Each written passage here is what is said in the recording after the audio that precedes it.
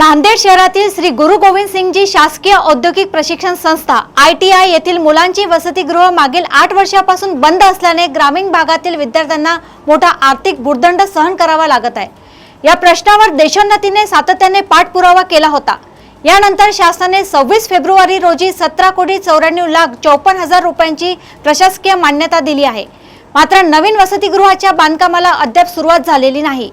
याबाबत आमचे प्रतिनिधी पवन जगदंबवाड यांनी आयोजित पत्रकार परिषदेत खासदार डॉक्टर अजित गोपछडे यांच्याकडे हा प्रश्न उपस्थित केला। यावर खासदार गोपछडे यांनी संबंधित विभागाचे पथक लवकरच पाहणीसाठी येणार असून जिल्हाधिकाऱ्यांशी चर्चा करून हा प्रश्न मार्गी लावण्याचे सांगितले। तसेच विद्यार्थ्यांच्या हितासाठी हा प्रश्न सातत्याने पाठपुरावा करून लवकरच मार्ग काढला जाईल असे आश्वासनही खासदार डॉक्टर अजित गोपछडे यांनी दिले। नांदेड शहरातलं ITIचं वसतिगृह आहे ते मागील 8 वर्षापासून बंद आहे। गोरगरीब विद्यार्थ्यांना तिथे राहण्यासाठी नाहक त्रास होत आहे, बाहेर रूम घेऊन राहावं लागत आहे।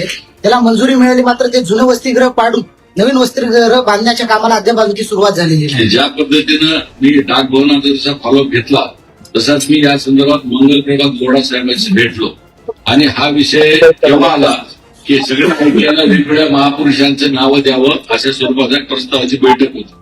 त्यामुळे मी त्यांना आहे म्हणलं की साहेब तुम्ही महापुरुषांची आपण नावं द्यायला लागलो, पण आमच्या नांदेडच्या ITIची परिस्थिती अशी आहे। तर त्यांनी त्या संदर्भामध्ये संबंधित असलेले जे IAS अधिकारी त्यांना या संदर्भात पाठवले। बहुतेक या आठवड्यामध्ये ती मंडळी येतील।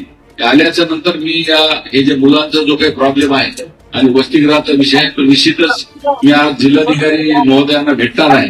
तर त्यावेळी त्यांना भेटून या विषया संदर्भात काय डेव्हलपमेंट झाली ते विचारून मी निश्चितच याचा फॉलो केला।